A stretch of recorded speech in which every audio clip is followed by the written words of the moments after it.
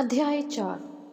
फिर जब प्रभु को मालूम हुआ कि फरीसियों ने सुना है कि यीशु यूहन्ना से अधिक चेले बनाता और उन्हें बपतिस्मा देता है, यद्यपि यीशु स्वयं नहीं वन उसके चेले बपतिस्मा देते थे, तब वह यहूदिया को छोड़कर फिर गलील को चला और उसको सामरिया से होकर जाना अवश्य था। इसलिए वह सुखार नामक सामरिया के एक नगर तक आया जो उस भूमि के पास है जिसे याकूब ने अपने पुत्र यूसुफ को दिया था, और याकूब का कुआं भी वहीं था। अतः यीशु मार्ग का थका हुआ उस कुएं पर यूं ही बैठ गया। यह बात 6 घंटे के लगभग हुई। इतने में एक सामरी स्त्री जल भरने आई। यीशु ने उससे कहा, मुझे पानी पिला, क्योंकि उसके चेले तो नगर में भोजन लेने को गए हुए थे। उस सामरी स्त्री ने उससे कहा, तू यहूदी होकर मुझ सामरी स्त्री से पानी क्यों मांगता है? क्योंकि यहूदी सामरियों के साथ किसी प्रकार का व्यवहार नहीं रखते। यीशु ने उत्तर दिया, यदि तू परमेश्वर के वरदान को जानती और यह भी जानती कि वह कौन है जो तुझसे कहता है मुझे पानी पिला, तो तू उससे मांगती और वह तुझे जीवन का जल देता। स्त्री ने उससे कहा, हे प्रभु, तेरे पास जल भरने को तो कुछ है भी नहीं और कुआं गहरा है, तो फिर वह जीवन का जल तेरे पास कहाँ से आया? क्या तू हमारे पिता याकूब से बड़ा है, जिसने हमें यह कुआं दिया और आप ही अपनी संतान और अपने पशुओं समेत इसमें से पिया? यीशु ने उसको उत्तर दिया, जो कोई यह जल पिएगा वह फिर प्यासा होगा, परंतु जो कोई उस जल में से पिएगा जो मैं उसे दूंगा, वह फिर अनंत काल तक प्यासा न होगा। वरन जो जल मैं उसे दूंगा वह उसमें एक सोता बन जाएगा जो अनंत जीवन के लिए उमड़ता रहेगा। स्त्री ने उससे कहा, हे प्रभु, वह जल मुझे दे ताकि मैं प्यासी न हूं और न जल भरने को इतनी दूर आऊं। यीशु ने उससे कहा, जा अपने पति को यहाँ बुला ला। स्त्री ने उत्तर दिया, मैं बिना पति की हूँ। यीशु ने उससे कहा, तू ठीक कहती है, मैं बिना पति की हूँ, क्योंकि तू 5 पति कर चुकी है और जिसके पास तू अब है वह भी तेरा पति नहीं। यह तूने सच ही कहा है। स्त्री ने उससे कहा, हे प्रभु, मुझे लगता है कि तू भविष्यवक्ता है। हमारे बाप दादों ने इस पहाड़ी पर आराधना की और तुम कहते हो कि वह जगह जहाँ आराधना करनी चाहिए यरूशलेम में है।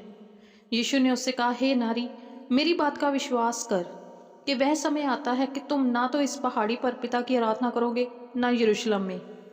तुम जिसे नहीं जानते उसकी आराधना करते हो और हम जिसे जानते हैं उसकी आराधना करते हैं, क्योंकि उद्धार यहूदियों में से है।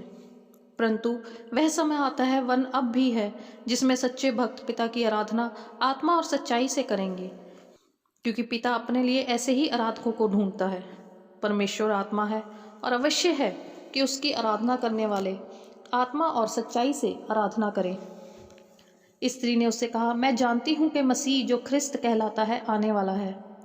जब वह आएगा तो हमें सब बातें बता देगा। यीशु ने उससे कहा, मैं जो तुझसे बोल रहा हूँ वही हूँ। उसके चेले आ गए और अचंभा करके कहने लगे कि वह स्त्री से बातें कर रहा है, तो भी किसी ने ना पूछा तू क्या चाहता है या किस लिए उससे बातें करता है। तब स्त्री अपना घड़ा छोड़कर नगर में चली गई और लोगों से कहने लगी, आओ एक मनुष्य को देखो जिसने सब कुछ जो मैंने किया है मुझे बता दिया। कहीं यही तो मसीह नहीं है? अतः वह नगर से निकलकर उसके पास आने लगे। इस बीच उसके चेलों ने यीशु से यह विनती की, हे रब्बी, कुछ खा ले। परंतु उसने उनसे कहा, मेरे पास खाने के लिए ऐसा भोजन है जिसे तुम नहीं जानते। तब चेलों ने आपस में कहा, क्या कोई उसके लिए कुछ खाने को लाया है? यीशु ने उनसे कहा, मेरा भोजन यह है कि अपने भेजने वाले की इच्छा के अनुसार चलूं और उसका काम पूरा करूं। क्या तुम नहीं कहते, कटनी होने में अब भी 4 महीने पड़े हैं? देखो, मैं तुमसे कहता हूँ, अपनी आंखें उठाकर खेतों पर दृष्टि डालो कि वे कटनी के लिए पक चुके हैं। काटने वाला मजदूरी पाता और अनंत जीवन के लिए फल बटोरता है, ताकि बोने वाले और काटने वाला दोनों मिलकर आनंद करें। क्योंकि यहाँ पर यह कहावत ठीक बैठती है, बोने वाला और है और काटने वाला और।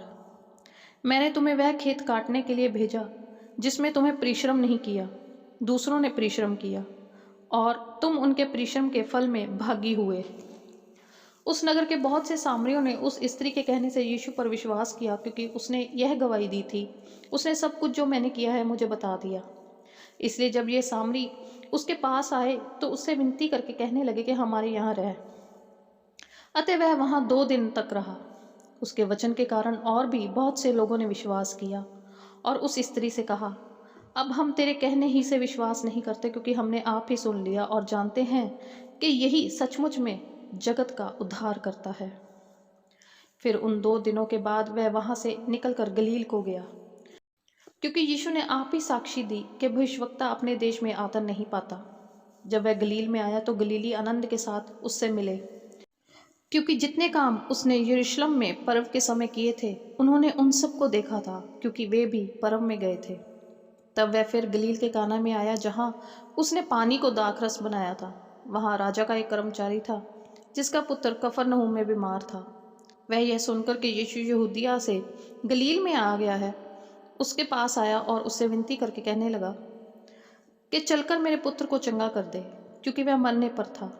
यीशु ने उससे कहा, जब तक तुम चिन्ह और अद्भुत काम ना देखोगे तब तक कदापि विश्वास ना करोगे।